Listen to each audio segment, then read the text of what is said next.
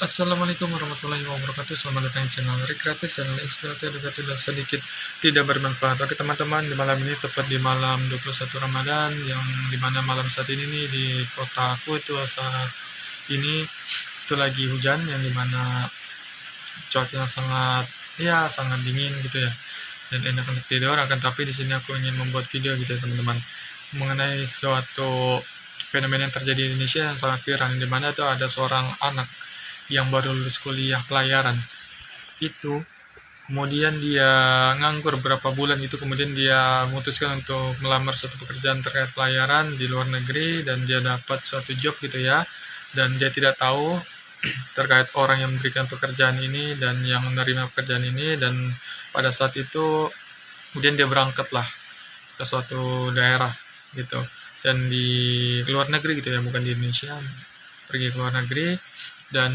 di Filipina kalau nggak salah. Dan sampai di sana tidak langsung bekerja kan, tapi dia diinapkan di hotel gitu selama sekitar 10 hari lah, karena digantung gitu ya. Karena dia tidak tahu naik kapal apa, akan kerja di kapal mana.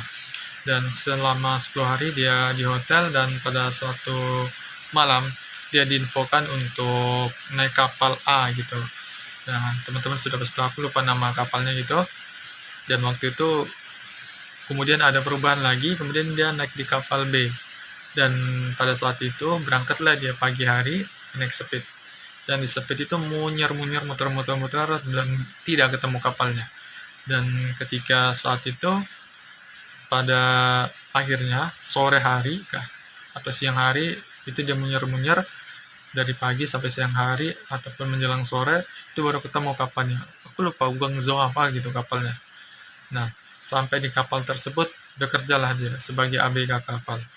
Dan pada saat kapal tersebut ingin berlayar ke Filipina atau kemana gitu ya, berlayar, kemudian rutenya itu tiba-tiba diubah dan dia masuk ke perairan Indonesia dan dicegat oleh Coast Guard Indonesia, ataupun yang kita biasa sebut yang namanya penjaga pantai, kapal penjaga pantai, yang dilakukan oleh TNI, dan dilakukan penggeledahan. Kapal tersebut itu masuk perairan Indonesia tanpa izin, atau biasa kita sebut dengan ilegal gitu ya, masuk secara ilegal. Kemudian diperiksa, ternyata kapal tersebut adalah kapal yang mengangkut kargo, akan tetapi ada satu hal yang membuat tercengang itulah buat kita, karena kapal tersebut itu membawa sabu-sabu seberat 2 ton. Dan pada saat si ABK Indonesia ini yang masih magang ibaratnya lah, baru pertama kali kerja itu di sana, mereka sebelumnya itu sudah menaikkan barang berupa kardus apa segala macam, dan mereka bekerja seperti mestinya, menaikkan barang, memindahkan barang tersebut dari suatu kapal ke kapal besar ini.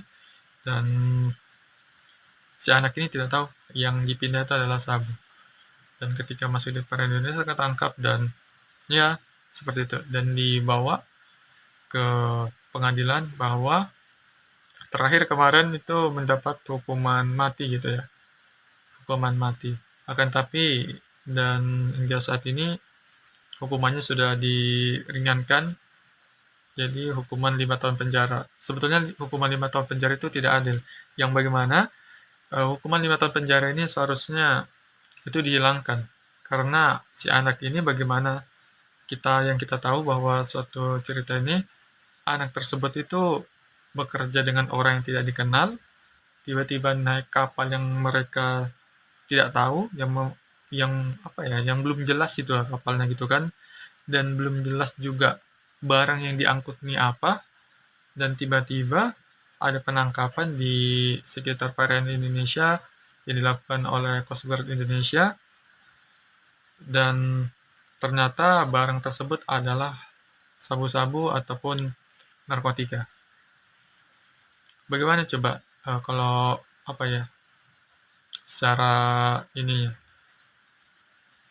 strukturnya gitu ya, yang dimana mulai dari awal itu tidak ada kesengajaan atau ketidaktahuan gitu ya melakukan hal tersebut, mengedarkan ataupun mendistribusikan barang haram tersebut. Dan si anak ini betul-betul tidak tahu bagaimana negara bisa menjatuhkan vonis hukuman mati kepada si anak ini, yang dimana si anak ini tidak tahu bahwa barang yang dibawanya adalah sabu. Seharusnya kalau orang yang menitipkan barang ini untuk dibawa ke suatu tempat, itu pasti orang yang sudah dipercaya. Ya, mana mungkin orang yang menitipkan barang ini, barang sabu ini seberat 2 ton, berapa triliun, 4 triliun gitu.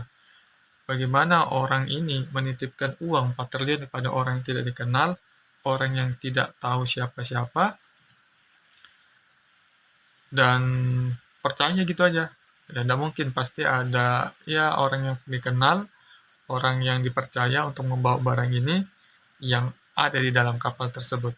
Ibaratnya menjadi otaknya gitu lah dalam mendistribusikan barang tersebut. Dan si anak dari Indonesia ini ya nggak tahu sebetulnya terkait distribusi barang haram tersebut. Dan seharusnya pemerintah memberikan ya justice gitu ya, atau keadilan bagi si anak ini terkait perlindungan hukum bahwa ketidaktahuannya dalam menjalankan ataupun melaksanakan tugas distribusi barang tersebut. Terima kasih.